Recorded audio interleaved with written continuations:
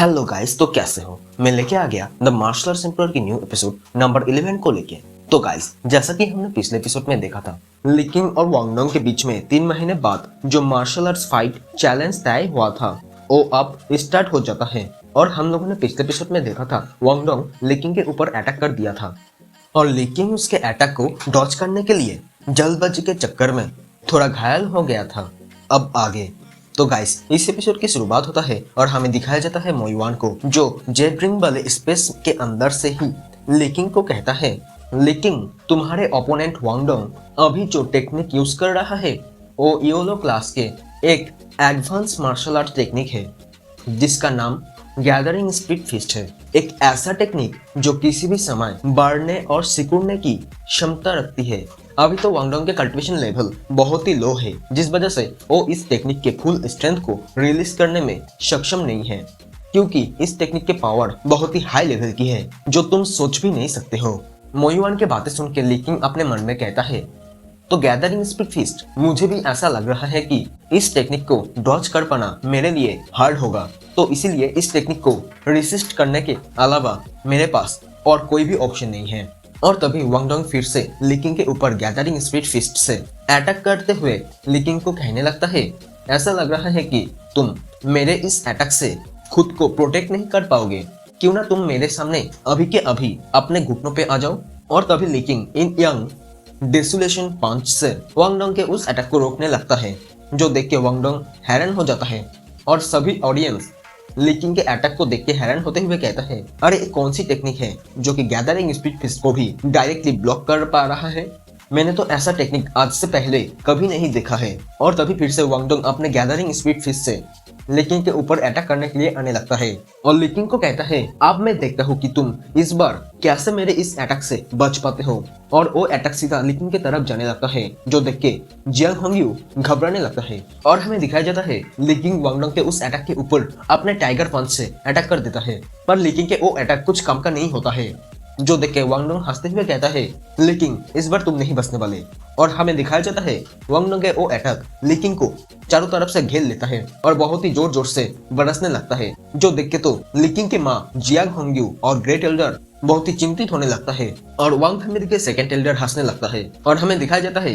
वो अटैक ली किंग को लगने की वजह से वहाँ पे बहुत ही स्मोक फैल जाता है और वांग डोंग पीछे मुड़ के हंसते हुए कहता है, तो फाइनली एक खत्म हुआ। और वांग डोंग के ये बोलने का ही देरी था कि तभी ली किंग स्मोक के अंदर से आते हुए वांग डोंग के मुंह पे एक जबरदस्त पंच मारता है और वांग डोंग अपने नाक से बहता हुआ ब्लड को छप करते हुए कहने लगता है, ये कैसे हो सकता है, मेरे इतना पावरफुल अटैक को तुम कैसे रोक सकते हो। तुम्हारे खिलाफ क्यूआई कल्टीवेशन स्टेज की पावर यूज करना मेरे लिए तो आज तक की बहुत ही बड़ी गलती साबित हुआ, लेकिन और नहीं, मैं तुम्हें अब दिखाऊंगा पेयुआन स्टेज की रियल पावर कैसा होता है। ये बोल के वांग डोंग ली किंग के ऊपर अपने गैदरिंग स्पिरिट फिस्ट से अटैक की बरसत कर देता है और वो सभी अटैक जाके ली किंग को लगने ही वाला होता है कि तभी ली किंग अपने चारों तरफ वुड हार्ट मिरर आर्टिफैक्ट की एक प्रोटेक्टिव शील्ड लगा लेता है और शील्ड लगाने की वजह से ली किंग वो सभी अटैकों से बच जाता है और अपने मन में कहता है, अरे ये शील्ड तो मेरे काम आ गया, अब फाइट बैक करने की बारी मेरी है। और इसके बाद हमें दिखाया जाता है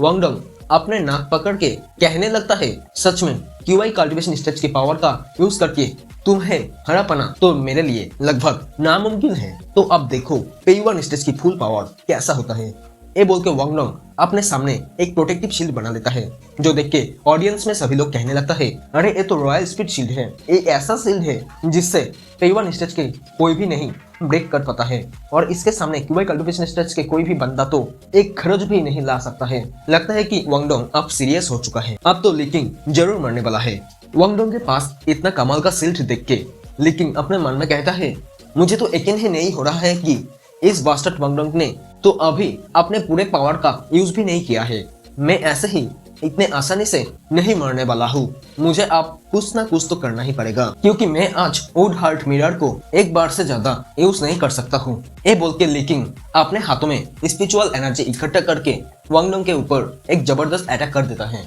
पर ली किंग के उस अटैक से वांग डोंग के शील्ड को कोई भी घंटा भी फर्क नहीं पड़ता है, जो देख के वांग डोंग हंसते हुए कहता है, अरे ली किंग, तुम अपने एनर्जी को इतना जाया मत करो, अब तो मैं भी तुम्हारे साथ समय बर्बाद नहीं करना चाहता हूँ, इसलिए मैं अब इस फाइट को जल्दी खत्म कर दूंगा। ये बोल के वांगडोंग एक खतरनाक लाइटिंग टेक्निक तैयार करने लगता है, जो देख के हमारे ली फैमिली के ग्रेट एल्डर वांग फैमिली के सेकंड एल्डर को कहता है, अरे ये तो स्वान स्टेज के लिटिल लाइटिंग गाइडेंस टेक्निक है और इसे तो हेवनली लाइटिंग बीट्स के मदद से भी इसके स्ट्रेंथ को बढ़ाया गया है। क्या ये वांग फैमिली के चीटिंग करने का तरीका है? जो सुन के वांग फैमिली के सेकंड एल्डर कहता है, मुझे नहीं लगता है कि हम में से किसी ने भी कहा था कि इस चैलेंज में कोई भी एक्सटर्नल ऑब्जेक्ट्स का यूज नहीं किया जा सकता है, क्यों है ना? आखिर एक्सटर्नल ऑब्जेक्ट्स भी तो इस स्ट्रेंथ का ही एक पार्ट है। और इसके बाद हमें दिखाया जाता है लिकिंग के ऊपर एक लाइटिंग स्ट्राइक आके गिरने ही वाला होता है कि तभी लिकिंग पीछे हट जाता है, मतलब उसे डॉस कर लेता है। पर फिर भी लिकिंग उस लाइटिंग स्ट्राइक के वजह से थोड़ा इंजर हो जाता है। और इसके बाद हमें दिखाया जाता है वो लाइटिंग अटैक लिकिंग के ऊपर जोरदार बरसने लगता है और लिकिंग भी उन सभी अटैकों को डॉज करने लगता है। और लिकिंग के हालत देख के वांगडोंग हंसते हुए कहता है, लिकिंग तुम्हारे अभी के जो सिचुएशन है इसे देख के क्या तुम हार मानना चाहते हो? और तभी एक बहुत ही पावरफुल लाइटिंग स्ट्राइक आके लिकिंग को लग जाता है, जिस वजह से लिकिंग जमीन पे गिर जाता है और कहता है, नहीं नहीं, ऐसा करने से नहीं चलेगा, मुझे जल्दी से कुछ ना कुछ तो करना ही होगा। और तभी फिर से वांगडोंग लिकिंग के हालत देख के कहने लगता है, क्या तुम्हें अब पता चला कि अगर तुम मेरे किसी भी लाइटिंग स्ट्राइक से हिट होते हो तो कैसा लगता है? क्यों ऐसा लग रहा है ना जैसा कि तुम्हारे पूरे बॉडी कुछ समय के लिए पैरालाइज हो गया है, लेकिन तुम तो मेरे अटैक के वजह से जमीन पे गिर गए हो, जिस वजह से रूल्स के अकॉर्डिंग तुम तो मेरे सामने पहले से ही हार चुके हो। लेकिन मैं तुम्हें खड़े होने का 5 सेकंड समय देता हूँ, आओ और मेरे साथ फाइट करो। और तभी मोयुआन जेट ड्रिंक से बाहर आके लिकिंग के सिचुएशन का फायदा उठा के कहने लगता है, लेकिन तुम अगर मेरे ऊपर लगी हुई सील को हटाने में अभी के अभी मेरे मदद करते हो तो फिर मैं इस वांगडोंग को हराने में तुम्हें मदद जरूर करूंगा। तुम चाहो तो मैं इसे सीधा मार दूंगा। और लिकिंग मोयुआन के बातों को नजरअंदाज करके अपने मन ही मन में कहने लगता है, अरे नहीं, मेरे पूरे बॉडी में तो बहुत ही करंट इधर उधर दौड़ रहा है। अरे इस बस्टर्ड वांगडोंग के खिलाफ मैं अब क्या करूं? हाँ, क्यों ना एक किया जाए। और तभी लिकिंग डरते हुए शरीको जैसा मुंह बना के वांगडोंग को कहने लगता है, ब्रदर वांगडोंग, प्लीज आप इस थंडर स्ट्राइक को रोको। अगर तुम सिर्फ ऐसी खतरनाक टेक्निक को यूज करते हुए जीतते हो तो ये तो अनफेयर होगा। और तभी लिकिंग अपने मन में कहता है, मैं जानता हूँ ब्रदर वांगडोंग, तुम इतना काइंड पर्सन नहीं हो कि मेरी बातें इतना आसानी के साथ मान लो। तो गाइस, लिकिंग के बातों से लगता है उसका कोई प्लान है जो हमें बताया नहीं गया है। और तभी वांगडोंग हंसते हुए कहता है, तुम जो चाहते हो वो मैं क्यों करूं? जितना ज्यादा तुम मुझसे डरोगे उतना ही ज्यादा मैं तुम्हारे खिलाफ इस थंडर अटैक को यूज करूंगा। ये बोल के वांगडोंग फिर से लिकिंग के ऊपर एक जोरदार थंडर बोल्ट अटैक करता है, जो लगने की वजह से लिकिंग को बहुत ही पेन होने लगता है, जो देख के मिस हंग्यू बहुत ही परेशान होने लगता है। और लिकिंग की माँ उससे कहता है, नहीं नहीं, उसे कुछ नहीं होगा, तुम चिंता मत करो, हमें उसके ऊपर भरोसा करना होगा। तभी लिकिंग जमीन पे से खड़े होके वांगडोंग को गलियाते हुए कहने लगता है, वांगडोंग, कुतिया के बच्चे,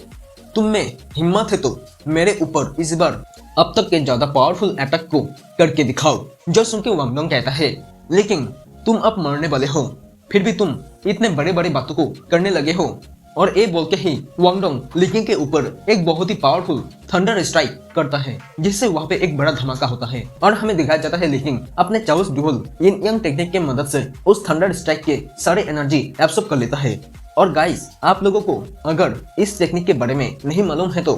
प्लेलिस्ट में जाके एपिसोड नंबर 2 और एपिसोड नंबर 3 को देख लेना